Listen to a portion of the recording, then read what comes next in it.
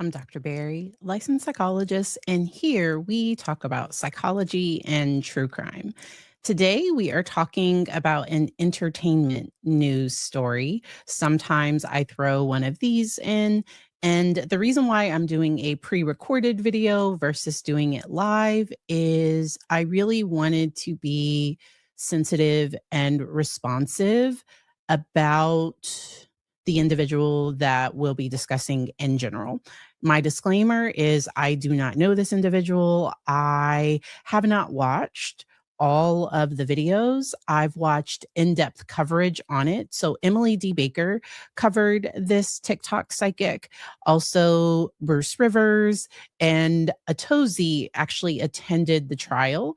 And I did watch. His videos were a little long. They were good. He provided a lot of really detailed information. The trial for the civil case, it was not streamed. And so we know about this based on reporting. I really like how streamers report on things versus how traditional news media reports, because from what I've seen, sometimes news media leaves things out. Now, my exceptions, I really like Nate Eaton, or there are some people that I like their coverage from the news, but streamers often, like, they're taking detailed notes, and Atozi had pages and pages of notes. How we got here. I am not going to mention the individual's name, and I would ask that you all not go to the page, make sure not to say anything, because when I talk about these things, we're talking in general about what might be happening in a case like this. I cannot say for sure what is happening with this individual. You all asked some phenomenal questions. I put up a community tab post and just asked, since I wasn't going live, I wanted to know what y'all's questions were. And the general theme of the questions is, could there be a delusion at play? Like, why won't this person just admit that they're wrong? Is there some religious belief? Like, what's going on in general with a situation like this? And so we will talk about this from a general perspective. And it's always my goal when I talk and cover cases that we learn something from it, because any person can have a strongly held belief that does not comport, or it does not, like, it's not based in facts or in reality. And so why does that happen? What are some things that people that love and support that person, what might they be able to do? Sometimes when you go against somebody that has a strong belief, sometimes they don't, like, they might cut you off, they might stop talking to you. And so for a history of this case, this goes back to the four students that, so there are certain words I can't say on YouTube. Okay. So this goes back to who was eventually convicted for these crimes, the Bryan Kohberger case. But there were four students that were mm-mm, in November of 2022. And the defendant, within 2 weeks, and so I say defendant, but that's the TikTok psychic, within 2 weeks of this happening and the investigation starting, she did a video on TikTok where she said that her psychic abilities and doing tarot readings, that it gave her this information. And they were unsubstantiated claims, and they were really, like, pretty much claimed that a Idaho professor did everything and also had an inappropriate relationship with a student. All of those, like, none of that's true. So it's been proven none of that is true. Now, the TikTok psychic wanted to be able to do the research on her own, or she wants to see, like, why it's not true. So it's my understanding that she attempted to subpoena Facebook, because I think she thinks there are these records that will prove that she is definitely right. And that might be a part of why, in a situation like this, a person might have difficulty accepting the reality, because they're thinking, if I just see this, and if it comes back that it's not there, that nothing's there, then I'll believe that the person wasn't involved. This Idaho professor, they sent a cease and desist. And because while this TikTok psychic was making these videos, people were kind of warning her in the comments, because it's my understanding it was a video series, possibly over like 100. Like there were a whole bunch of videos that were being made with all of these false claims. And and with that, the the professor's team attempted to get her to stop, and she didn't. She continued, and so this all started in around November of 2022. She continued to make videos until August of 2025. And after this $10 million judgment, so a jury and the TikTok psychic represented herself throughout all of this, because the first defamation claim by the professor, uh, the TikTok psychic did not respond. So there was an automatic judgment for the professor. And so they were able to have a full trial, and a bunch of things come out. And so I do want to talk in general about how individuals with a history of trauma, how that can sometimes affect some people's beliefs, and how sometimes people might be more susceptible at times to false beliefs. Individuals that are really intelligent. So sometimes people think, "Oh, I'm so smart, I can never be duped." When actually somebody that's really intelligent might be more likely to go along with something that's false, because they're overestimating their own intelligence. They're thinking, "Oh, I'd be able to see if there was something wrong or if this wasn't true." And so I think it was Emily D. Baker that talked. I know I saw a streamer talk about that recently. I like to give people credit when I can. Sometimes I can't always remember. But with this case, it truly is just, because most people would have stopped with the threat of a lawsuit, would have stopped. It's my understanding that the professor's team wasn't even asking for $10 million. And I think the jury giving those punitive damages at the level that they gave them, I think they were trying to send a message to try to get the person to stop.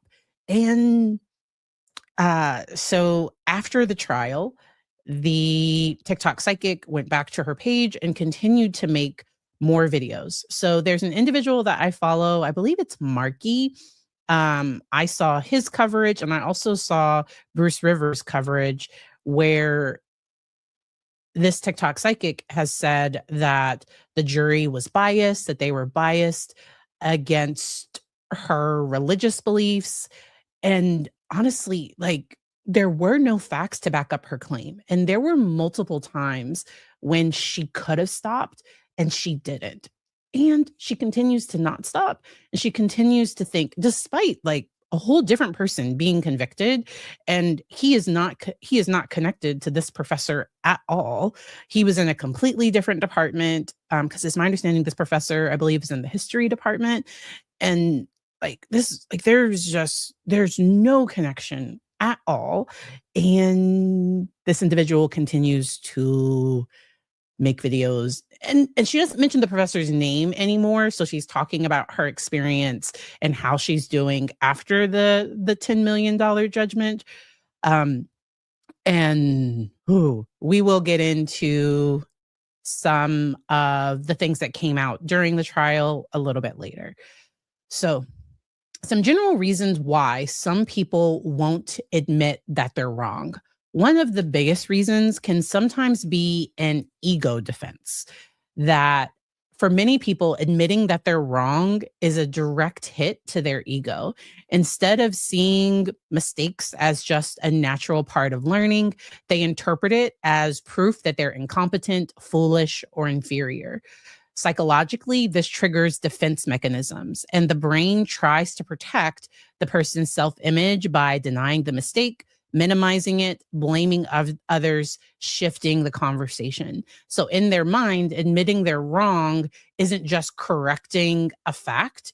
It feels like losing status, credibility, or power. And all of this, because her videos got millions of views.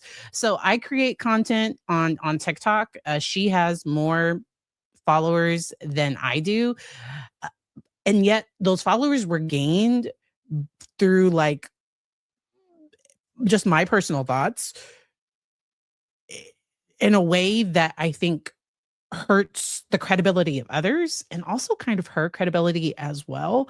And so she does have a following, and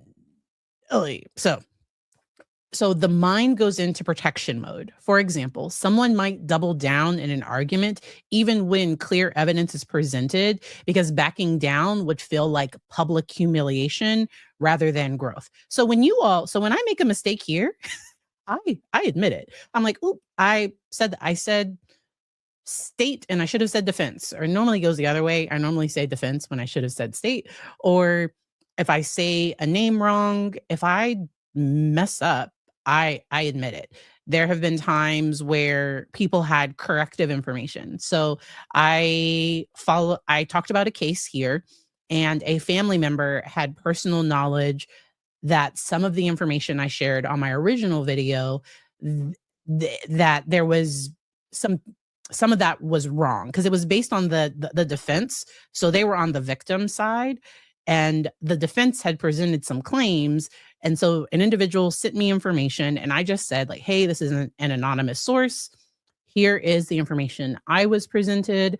And we just continued to go from there. I am very aware that talking about cases and talking about things, the people that watch can be affected. And so I really try to cover things in a way that is respectful of everyone involved. Now, sometimes I do go a little hard on the defendant, especially like if they seem like a liar that lies just for lying. And the people that come to my mind are like Nicholas Cassotis, the Colin Gray, like his testimony was just painful for me. Corey Richins, all of her faces, I just can't with her right now. So there have been cases that you could probably tell, like, I'm not a huge fan of the defendant. And anytime there is any type of potential like bias, or because I'm not the jury. So with the Corey Richins trial, I wasn't going in neutral to that trial. But a jury would have to. I wouldn't be able to sit on her jury because I followed the case. I know too much. I would not be able to give her a fair and impartial look. And so if I ever was called to be a juror on a case that I had been following, on a case that I could not be impartial about, I would be honest and say, I can't. I can't be impartial towards this person. And that's what people should do. Another reason that some people don't admit that they're wrong is something called cognitive dissonance. So cognitive dissonance is a mental discomfort that happens when someone's beliefs clash with new information. So in a healthy way, so what can happen is I'm trying to okay. So what can happen sometimes?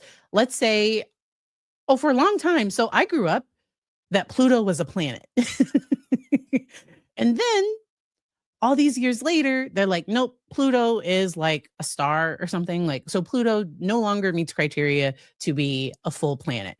I don't still believe that Pluto is a full planet. There might be people out there that are still out there, Team Pluto, 9 planets. I think that's 9. So my mind has adapted to the science, new information that, okay, Pluto is no longer a planet. There are some people that don't adjust. When they get new information, they don't adjust to that new information. And we call that cognitive dissonance. And so humans naturally want their beliefs, identity, and behavior to feel consistent. When evidence challenges something they strongly believe, it creates psychological tension. Instead of adjusting the belief, many people reduce the discomfort by dismissing the evidence, questioning the source, changing the narrative, rationalizing their original position, their brain is essentially trying to restore internal harmony, even if that means rejecting reality. For example, if someone believes that they are always logical and intelligent, admitting that they made a wrong decision creates dissonance between I am smart and I made a mistake. So I like to raise our child that like mistakes are how we learn. You can be smart and make a mistake. Two things can be true at the same time, that it's not an either or. It's not this black or white thinking. Most of our lives are lived in the gray. Rejecting the evidence resolves the discomfort rather than updating the self-image. So instead of the person changing how they view, like, oh, I can be smart and make a mistake, they just reject, like, I wasn't wrong, I was always right. And they can't admit that they were wrong. Another reason some people won't admit that they're wrong is that they fear weakness.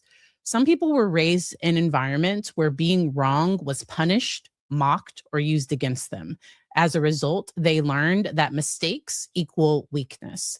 Because of this belief, admitting error feels dangerous, like losing authority, appearing unintelligent, giving someone else power over them. Like that's how they feel. In reality, acknowledging mistakes often shows emotional maturity and confidence. So I would much rather have a doctor admit that they're wrong than have a doctor that no matter what the evidence says, they're just like, nope, what I originally thought, my original diagnosis, my brain can't change. It's only this. Like that's that's a bit problematic. But for someone operating from fear, it feels like exposing a vulnerability. So when people are operating in fear, sometimes they feel they'll be exploited if they show any vulnerability. So instead of admitting that they're wrong, they become defensive, argumentative, or dismissive. Okay. Another general reason people might not admit that they're wrong is shame and guilt. So shame is different from guilt. Guilt is I did something wrong. Shame is there's something wrong with me. So people who struggle to admit mistakes often carry deep shame around failure. When confronted with evidence that they're wrong, it doesn't just trigger embarrassment, it triggers a much deeper emotional response tied to their self-worth. If someone grew up being harshly criticized for making mistakes, they may have learned to protect themselves by never admitting fault.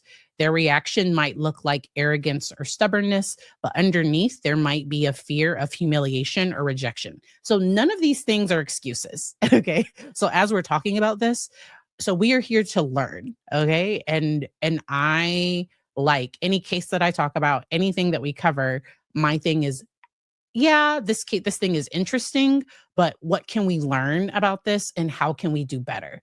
Because I've worked with kids that from a very young age, I'm talking as young as 7 or 8, they have strong reactions to losing. I'm talking to the point of like having like thoughts of not wanting to be here anymore because they lost a game. And there can, so some of these things can start very early in childhood, and making sure that people are getting help, that they're addressing these things. Because when the person puts on more armor and they just get more entrenched in their belief, they can almost start a cult. Like it can become this like, because in a cult, or when people believe things, and if we can't accept outside information and we can't admit that we're wrong, and one person has all the power, one person knows everything, that's where, and people can't think for themselves, we have to all believe the same thing, that can become dangerous. In this situation, I know the Idaho professor received some, because I think some of the followers of this individual, I think, reached out to the professor. So not the individual. So because someone asked if I thought the individual could at some point.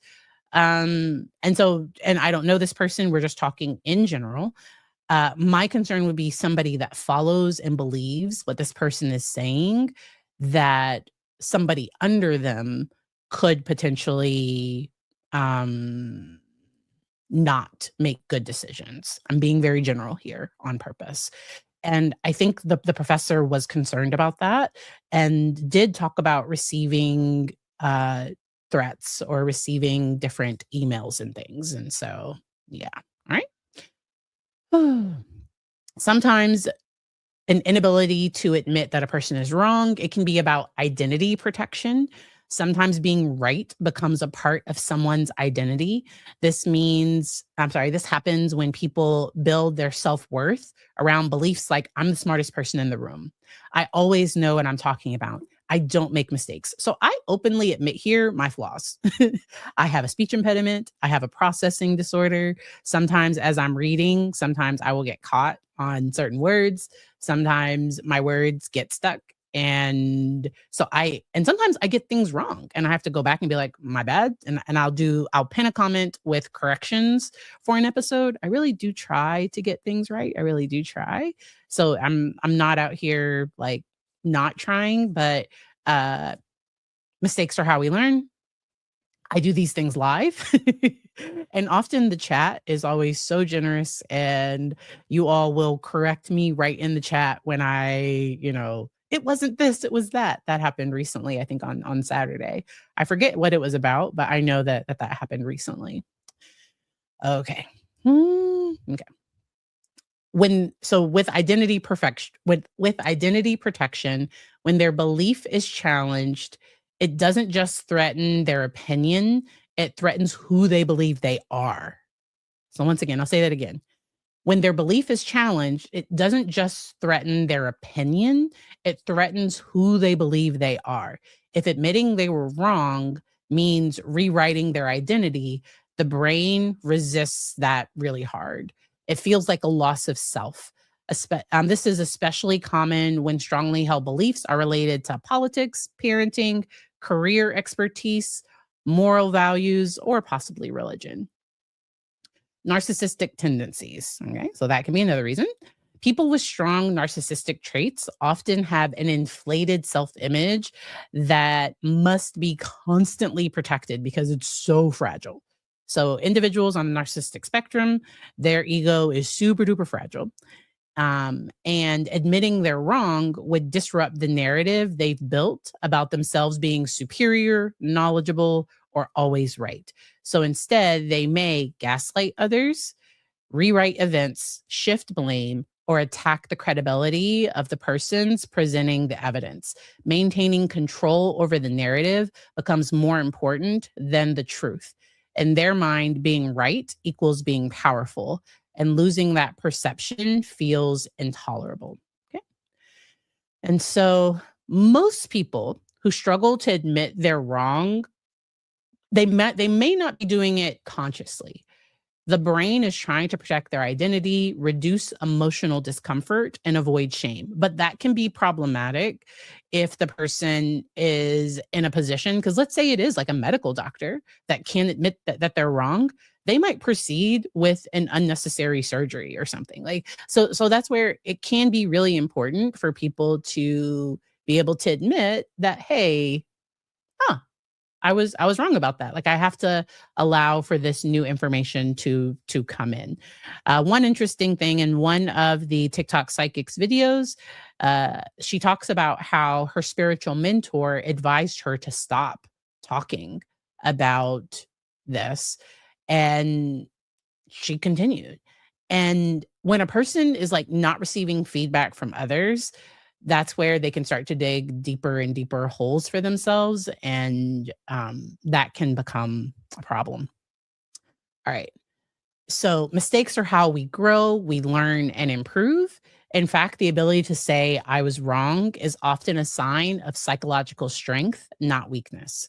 So I thought it was really important to talk about the difference between a delusion and a strongly held belief that goes against logic. Because it's really, those two things are really, really similar. Because a lot of people were like, is this delusion?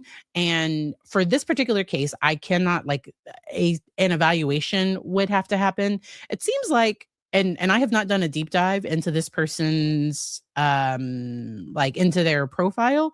I think this has only happened with this case. So I know sometimes police have worked, not because a psychic is never going to be called to testify or anything like that. I know sometimes people have called in tips or called in hints and things. And if the police find evidence that goes along with something someone said, but the problem in this case is that there was no evidence to back any of the statements that were being said, and the statements, according to the professor, it hurt her, you know, her standing. Like it hurt her reputation.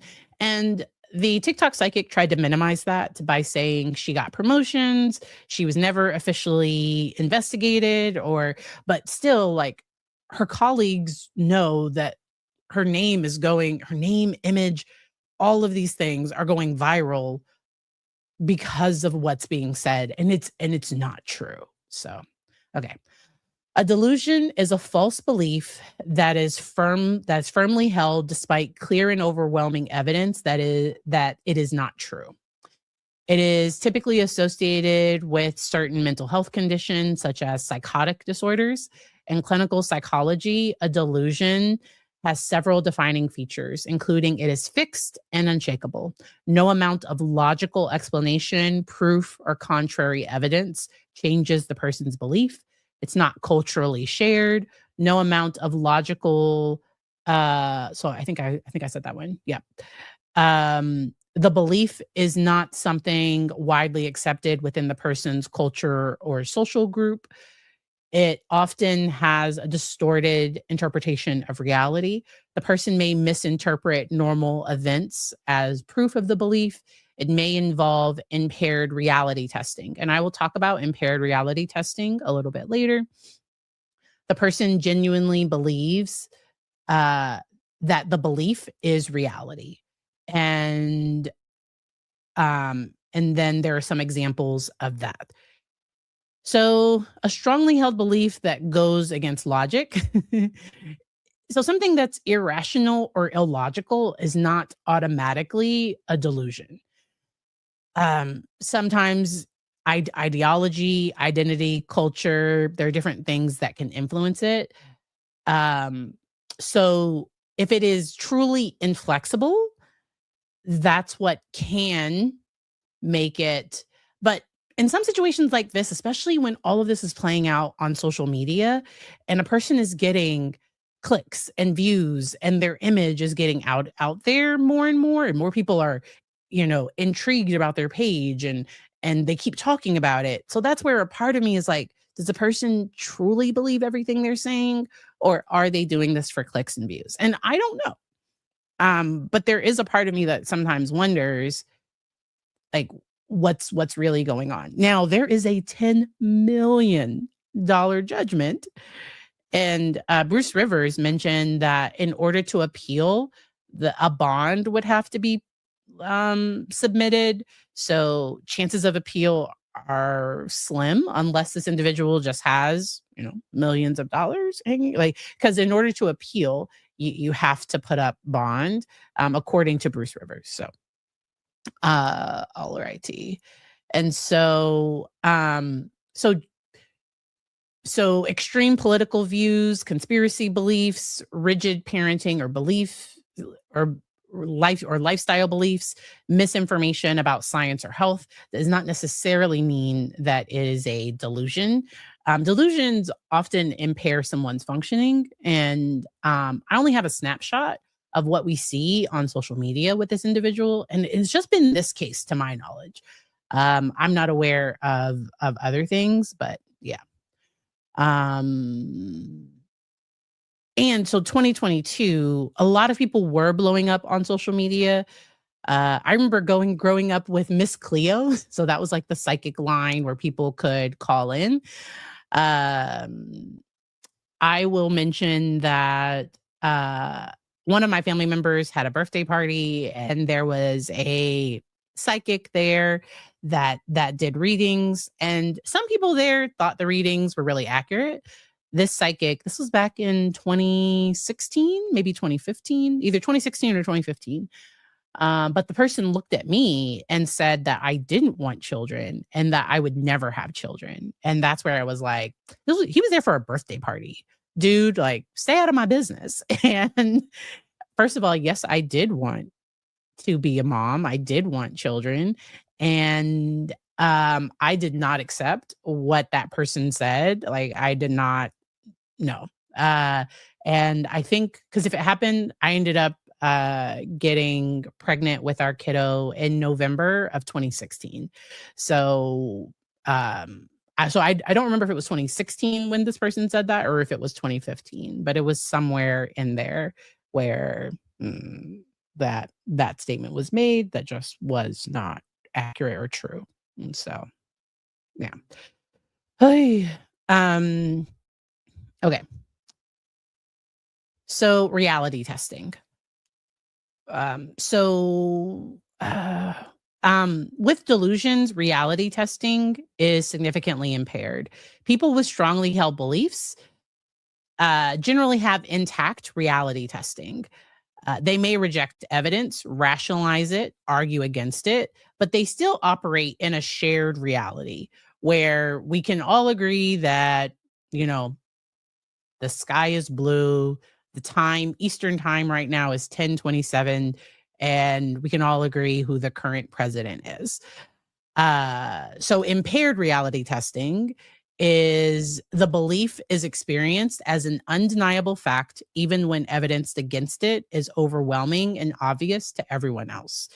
And and once again, I'm not sure if because admitting that it was all just wrong could impact a person financially. So sometimes people have reasons to hold on to a belief. And so that's why, and a full psychological evaluation would have to be done to diagnose someone. I cannot diagnose, so I'm not diagnosing anyone. We are just talking in general about what might be happening in a case like this. Disclaimer number 3. Okay. So, um, so sometimes a person's level of conviction can be tied to cognitive biases, identity protection, social influence, and emotional investment. Okay. And so a strongly held belief is I believe this is true and I will argue for it. A delusion is this is absolutely true and no evidence or reasoning can possibly change because this is my reality. So a delusion is just like it's more than just a strongly held belief. Okay. Mm. Um, so during the trial, it came up that the TikTok psychic is a disabled veteran. And it came up that she has post traumatic stress disorder. And I thought it was important to talk about how trauma can impact beliefs. Once again, talking in general, trauma can create a need for safety and certainty. Trauma often leaves people feeling that the world is unpredictable and unsafe. To cope with that instability, the mind searches for clear rules and certainty. And so sometimes religion can provide structure, meaning, and guidance, which can be healthy. However, if a person gets into extremely rigid interpretations of religious beliefs, that can create problems. And so, if a person is engaging in this black and white thinking, all good, all bad, or if they're not like questioning the validity of the things that they are saying or believing, especially when they're like accusing somebody of a crime. Hmm. um, Believing suffering is so there were some other things that my notes had here. I'm going to skip that part. um Trauma can heighten fear-based interpretations. So people with trauma histories can develop hypervigilance. That's the neck on a swivel, so like always being on guard. Vigilance is good. Hypervigilance can have you living in this survival mode, meaning their brain is constantly scanning for threats. And and that can be, judgments from others, danger from others. And so this fear based lens can just make the nervous system more amplified. And so somebody saying you're wrong can activate that fear based response. And the fear based response disengages logic and it becomes an emotional response versus a logical one. Anybody that's ever had a 3-year-old, 3. So they talk about terrible twos. I would take 2 over 3 any year, because at 3 years old, kids, they have a lot of emotions and they have words, but they do not have regulation. Like, isn't they're not supposed to. A 3-year-old isn't supposed to know how to regulate their emotions. But what can happen is that 3-year-old can ask you for the red safety scissors. You give them the red safety scissors and they're like, "I want the blue safety scissors." And you're like, "We don't have any blue. Like, we have you asked for the red ones. I gave you."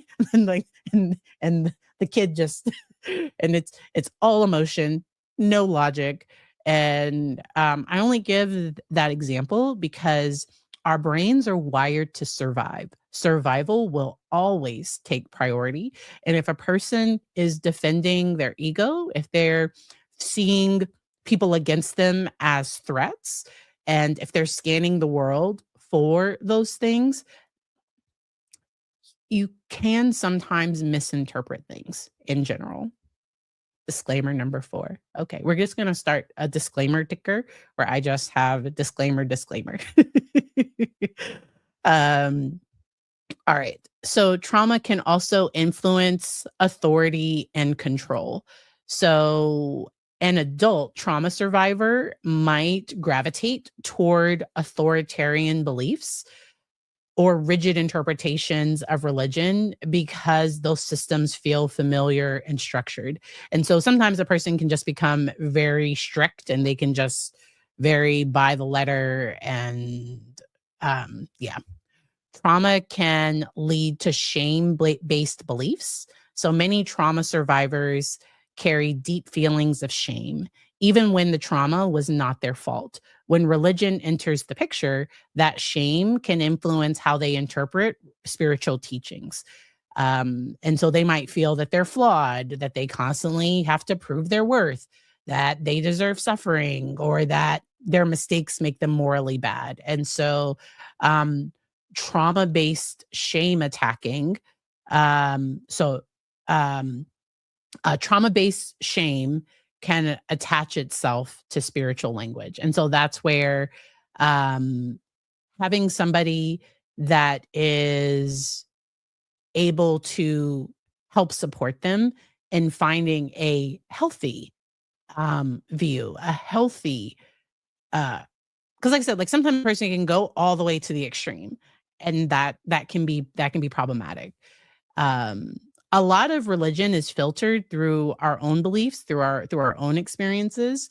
I've talked here. I am a Christian, um, and I like that I'm a part of a church that encourages us to think and encourages us to, like, the pastor can get things wrong. Like, the pastor is not infallible, that and that we're encouraged to read things for ourselves and then to believe what you believe. And yeah, it is what it is.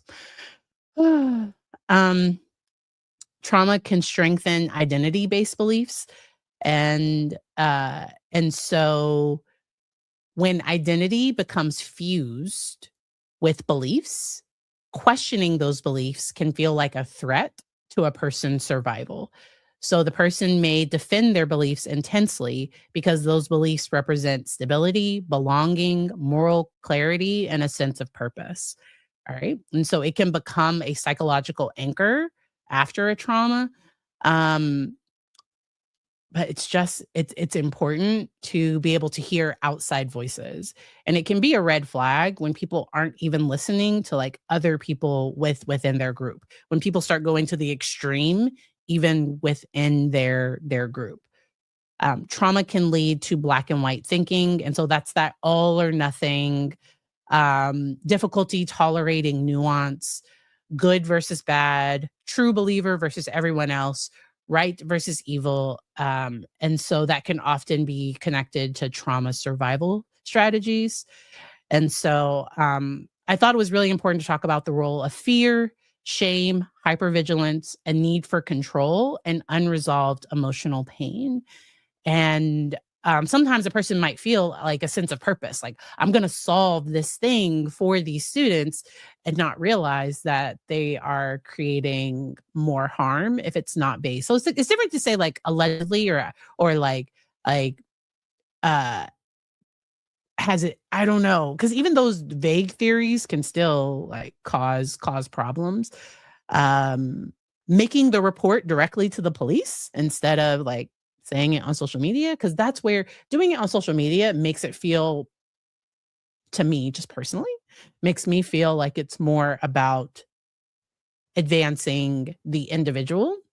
And the person will say like, no, I was doing this for the students, I was doing this for everybody else, but I'm not sure. Let me pull up y'all's questions just to make sure that I answered them all. Thank you all so much for watching and for being here.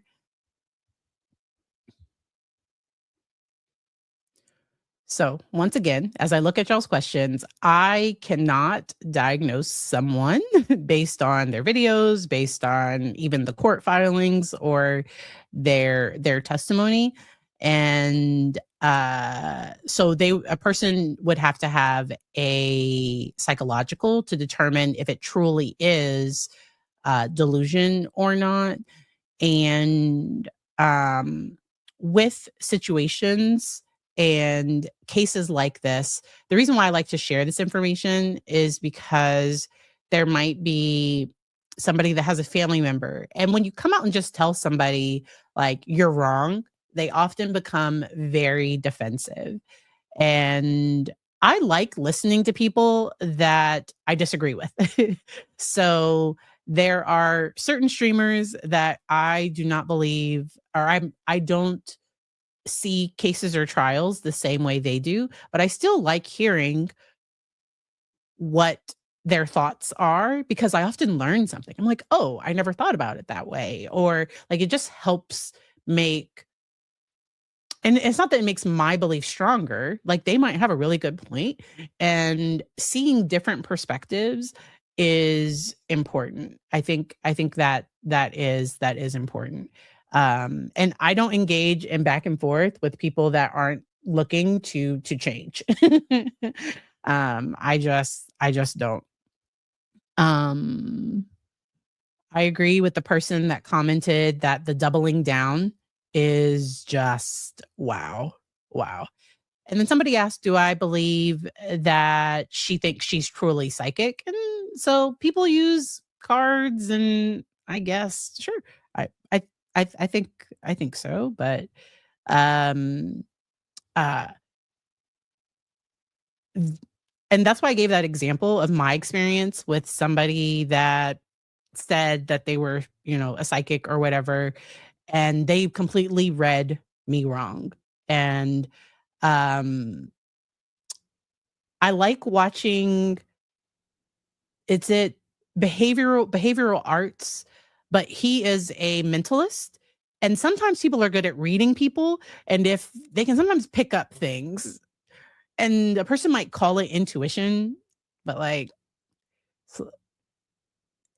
if I was meeting with somebody and they said, I think you lost somebody really close to you. Well, that's kind of like, I think everybody has lost somebody really close to them. I don't know. So I personally don't ascribe to all of that, but that's my personal beliefs. But that doesn't come into my taking a look at this case, because this was a clear case where the TikTok psychic is saying her intuition gave her this information, and she's strongly believing that all of it is true. And there were specifics in there that, like, because it was claims about the professor's sexual orientation, which I don't think is true. Like, there was just all of these things that just, it wasn't true. And yet this person's out here just saying it on the internet. And TikTok has made it, or the internet, social media has made it where anybody can get out and say things, and people are being held responsible for the things that they say. And so that's why I want to make it very clear. I don't know what's happening with this individual. I can't speak to her or what's happening with her. And I just wanted to give this general information about what could be happening in situations like this. And so somebody had a good point of, if she believed it to be true, why didn't she say, I believe this is true versus saying this is the truth? So I think saying this is the truth made it more viral. Her conviction that it was true, because even people arguing in the comments, so engagement is engagement. It baffles my mind that people that don't like my content comment on it, because it's like the algorithm's going to think you like me. Like when you engage with content that you don't like, it makes the algorithm think that you actually like it. And so like I don't know, but it happens all the time. Do you think she legit believes this, or has she dug her heels in to the point of, the sunk cost fallacy? Let me look that one up. The sunk cost fallacy. So this is the irrational tendency to continue an endeavor, project, or relationship based on time, money, or energy or effort already invested, sunk costs, rather than focusing on future costs and benefits. It is a cognitive bias where we desire to avoid wasting past resources, leads to poor decision making and continued unnecessary involvement. And I would also suspect that any content that she does that's not related to this incident, it might not do as well. So that's what the algorithm does sometimes. So Risa Tisa, who became famous for who did I marry? Now she has went on to have a successful, social media career and everything. I was concerned that if she stopped posting that type of content, that it might not do as well, because everybody came to her page for that content. When I do videos just on general mental health and it's not related to a case or a crime, those videos often don't do as well because you all are here for the true crime. The algorithm knows like the true crime stuff, that is what does well on my page.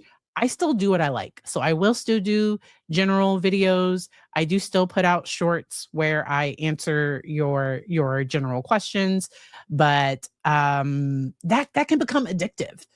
Like that attention that you get from, because I've never, oh, wait a minute. I had an Instagram reel get 1 million views, which was so weird because it was just me, like it was Trevor Noah's video. Like it was just like, I just reshared like Trevor Noah's video with me reacting to it. And it got over 1 million views. And I was like, I just liked it. And so I posted it. And that's what happens with the algorithm on social media. The videos you love will not do as well. The ones that you just throw up there and it's just like, we'll just see what happens. Like those videos sometimes will do really well. I don't know that she knew that this would become like this big thing that is now going to cost her, because there have been some speculation, and I don't know this to be true or not. There is a potential that the disability income could be garnished. Yeah, that's a possibility. The professor's never going to see $10 million. She represented herself because they would only accept what's the word? Because sometimes you do a settlement for a less amount, for a lower amount, but she would have to agree to stop talking about it. And I don't think she will. I could be wrong. I don't think she will. So I mentioned Atozi covered the case. Is there a way to get her to see the truth without having treatment? I don't know. I guess there was a psychic on TV that didn't notice that her husband was cheating and divorcing her. And so psychics don't know everything. Someone asked, why didn't she stop when she was ordered to? Some people get emboldened by like a cease and desist. So I would stop. Like if somebody, I don't know, like some people get, I don't know. I had a video where it was my Natalia Grace video. Somebody licensed some images and I shared those images and they were licensed. and they did like a copyright strike against it. And I just took the video down. I had another one. I think Netflix purchased the body cam footage for the Susan Lutwitz. I'm bad with names, but the bad neighbor, the perfect neighbor was the Netflix show. And so they did like a claim against that video, and it was older, and so I didn't even worry about it. Um, I just don't have the time. People, I don't know where they find the time. I don't know. Um, Someone asked if personality can change after like a PTSD diagnosis. Um, and so a person's sense of purpose, because a person could be misguided and truly think that they're trying to help the victims when, in my opinion, I think falsely making claims that can make things worse for everyone involved. And my general thoughts. Okay. I did hear that she's threatening to sue Atozi and claiming that he was, I think, like, and I don't, because I think she's claiming that he was calling her and that he was doing all these things. And I think Atozi will easily be able to prove. But like, yeah, that's why I'm not sharing her name. And this is just a general video. And about a situation like this, I don't know what's happening with her specifically. He provided really good coverage on the case. All right. Doo, doo, doo. All right. I think I answered all of y'all's questions. Thank you all so much for watching. If you all have any other general questions, feel free to leave them in the regular comments of the video. This is a premiere, so I will be live with you all watching it Tuesday, March 10th at 6 p.m. I hope you all are adjusting to the time change. Like, I'm still, like, my coffee, may it be strong. I'm still adjusting to everything. But and later today, I am going to volunteer at my kiddos' book fair. Excited about that. Ah, be kind. Don't do crimes. And I will see you all next time. Have a good one. Bye.